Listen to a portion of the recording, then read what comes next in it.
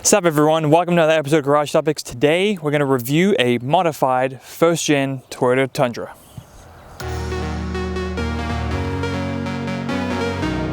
Alright, before I get started, be sure to like, comment, subscribe. If you want more content on the Tundra, I got a bunch more, so be sure to subscribe. If you haven't watched the other video yet, I compared a Tundra to a Tacoma. I still stand by those words, but I've made modifications to the Tundra, which right now it's pretty much at a good spot. I think I'll add some more modifications, but really these are the big heavy hitter modifications that I think really transform this Tundra. All right, we're gonna go over a couple of the basics. So this is a 2005 Toyota Tundra double cab.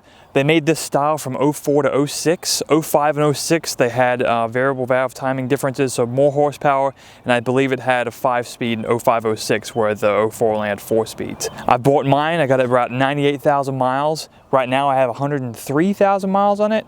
I sort a truck like this specifically. I've got a bunch of other videos on Toyotas, so that's another reason to subscribe, but I've dealt with my fair share of rust on Toyotas and I did not want that. I spent a long time trying to find one of these Tundras. I wanted a 05 to 06 and I wanted a 4x4.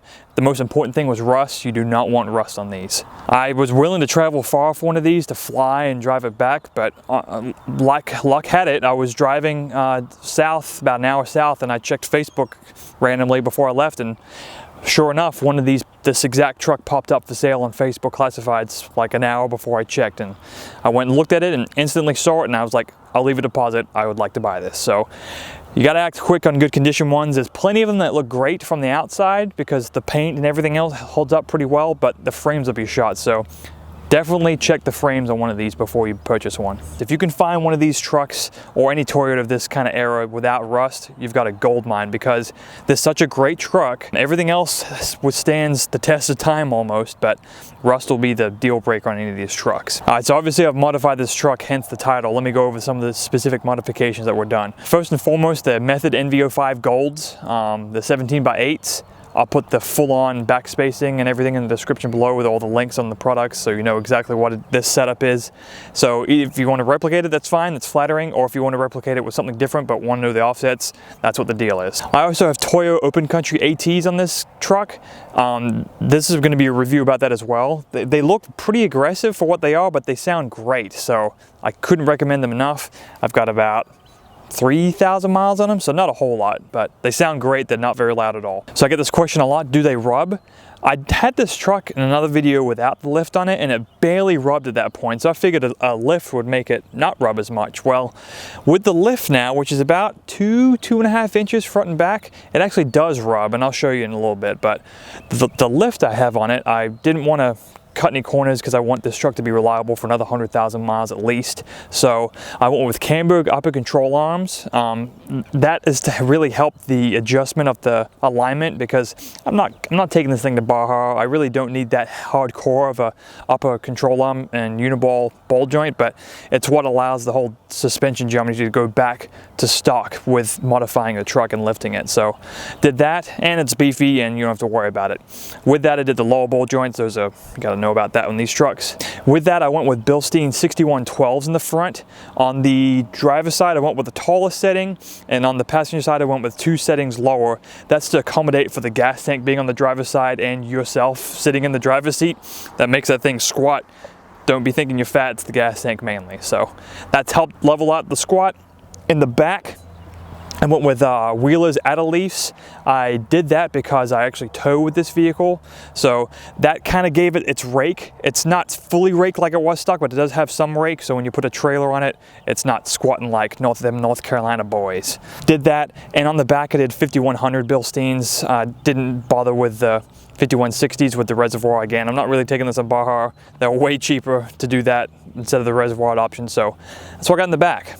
Engine modifications, none. I'm not touching this thing. It has a muffler on it. Someone else has put an aftermarket muffler on it at some point and then put a somewhat stock muffler back on it. So it's not as quiet as it could be, but it definitely sounds pretty good to me, but I'm not touching it. I'm not touching with any airbox, no nothing. It's staying stock because that's what these trucks are known for reliability. So why would I want to fool with that? Did a tint just to match the fronts to the rears, made it look a little bit more clean looking. And then on the interior, I've done some social things as well. So this is a limited, meaning it comes with leather interior and a sunroof up top. What happens with these Tundras is that all the limiteds with leather, and the sunroof came with this wood trim, so all these panels and everything was super wood-like. I'll throw a picture up, but it really dated this interior, so I figured I could try myself. I figured I could try out putting some wrap on here. It cost me 30 bucks on Amazon, link below. It's not perfect, but it makes it look a whole lot better. If you really wanted a professional look, you would kind of want to just maybe have someone else wrap it or hydro dip it, but I can't get over how much better it looks.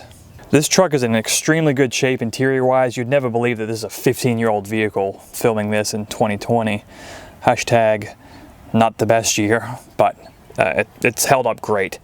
But what's more important is the frame on this. Let me show you. So there's a little bit of mud on here, but this frame is immaculate.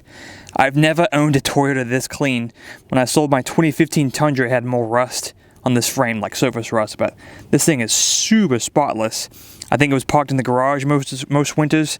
What you're seeing is really just dirt, but man, is it clean, and that's why I bought this truck specifically. So if you're gonna buy a Tundra, inspect the crap out of a frame to make sure it's not corroded and terribly rusty in spots. It'll be a deal breaker for sure. This truck has a bed liner in it. I'm not sure if it came from the factory, but it's held up in great shape. Some modifications I've done also, there was pinstriping on this, which I've removed. Kind of looked grandpa-ish, made a big difference. On the Tundras, on the Limiteds, they got paint matched bumpers, which I think helps out as well. So those are some of the modifications I've done to my Tundra. I will address the elephant in the room. These trucks, when I first thought about them, they weren't the most attractive truck as far as they don't look that good, but when you modify them a little bit, I think they look great. There's still a couple more modifications I want to do to it cosmetically, but other than that, it's getting pretty close to being how I would see it as being perfect. Here's a picture of comparing this to a stock Tundra. It's a huge difference. It goes from a grandpa truck to a typical Toyota truck off-road overlanding vibe, but I'm super happy with it. Would I buy it again? Yes. All right, so you've seen the outside, you've seen what modifications I've done to it. Let's take it for a drive and I'll give the overall experience of driving it with the new suspension and towing it and using it for a truck, an actual honest truck review. Before I get on the road, I will say that this truck is incredibly quiet on the inside. It was kind of a nicer truck. I've put some insulation in the doors because of the sound system, but before that, it didn't really change the sound a whole lot. I have added a head unit. It's a Sony Bluetooth, Android Auto, CarPlay radio. It makes it a whole lot more modern here, in addition to getting rid of all the wood trim and making it black. Only feedback from that would be, I kind of wish it was a bigger screen because this truck's so big that this small screen kind of gets swallowed up by the kind of weird looking dash. It's not the nicest looking layout of a dash, but I think a bigger stereo, which is probably in the future for this truck, would help make it look a whole lot more modern. I'm full lock right now. Yeah, just rubbing just ever so slightly in it.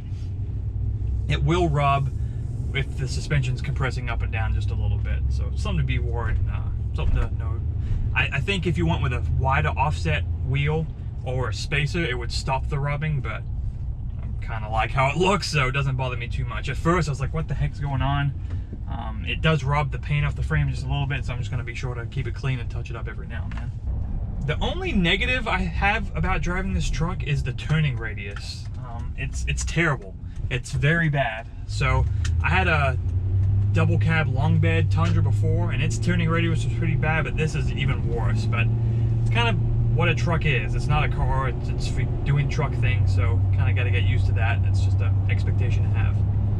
The tint, it's probably a little bit dark here because the sun's setting, but it's really not bad at all. It matches the back, and I think it does very well. We're going about 40 miles an hour right now. I will mention that these tires, the 285s, they did make the speedo a little bit incorrect, so we got to know about that. It's about 5 miles an hour off, give or take. All right, railroad track's coming up over here, and we're going to hit it here in just a second. I'm going about 30. It's a pretty big one. Drama-free. The camera probably adjusted from some of the shake, but in the truck, you can feel that it's going over a bump, but it just glides right over. The suspension is incredible. Highly recommend it. It drives great. Miles per gallon. So because I've went with the bigger tires, it's going to throw the miles per gallon calculation off because the speedo isn't actually representing speed how it should. But I will say, this winter gas, I haven't had these tires yet with the summer gas, which is better gas mileage.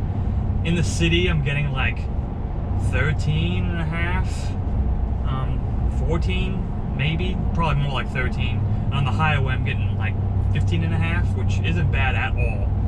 With towing, keeping towing around 60-65, I got about 11. And it's not the quickest thing at towing, but it tows it just fine. And so like I mentioned, it's not the best truck at any one specific thing, but it's very well rounded, and that's why I like it a lot. One of my favorite features is the back window. It rolls all the way down. That's super cool, so I'm looking forward to that in the summer. So the combination of the sunroof and the back window, and all the windows go fully down. This is a very well equipped truck, and it kind of reminds me of a Jeep somewhat. Oh, so I'm turning around. Yep, turning around right now, and it's a pretty wide turnaround, and it did not make it because the turning radius is garbage. So just know that that's a fact. So acceleration, I would say it's quicker than a Tacoma, but not a whole lot, because it has just slightly more power, but it also weighs a whole lot more. So I'll give it the beans here in a second, and it's a little bit loud, which is kind of cool because the V8 sounds good. 40. 60. So it's not the quickest thing, but it sounds pretty cool and gets the job done. Towing, I've towed a trailer that's about 2,000 pounds, a car trailer, and towed cars that are about 3,300 pounds, so 5,300 pounds, let's call it. And it's pretty slow. It's not the quickest thing. Up a hill, you can maintain speed if you floor it, but I kind of let the truck do what it wants to do when I'm towing. So on flat ground I can do 70 no problem at all, but going up a hill I might probably back it down to 55, 60. It probably could keep up with speed, but you'd be just flooring it and just wasting gas. So to go 10 miles an hour slower for like a minute every now and then, that's fine by me. It's getting dark. Let's head on back and I'll give you my final thoughts. All right, so there you have it. That's my review of a 2005 or first gen Toyota Tundra double cab. These review points, what I think about it, are pretty much similar to the 2000 to 2006 Tundras, specifically if it's got a V8. They're just very well built trucks. The paint quality of them holds up a ton better than most modern trucks. It's a really solid truck, and I'm probably inflating the prices, and it's kind of ambitious of me to think that, but if you can handle the looks of these and want to modify them a little bit, they're a great truck for all-around goodness. Towing, going off-road. If you're focusing on one thing, like if you want to do the best at towing, it's not the best. If you want to do the best at off-roading, it's not the best. If you want the coolest looking truck, it's not the best.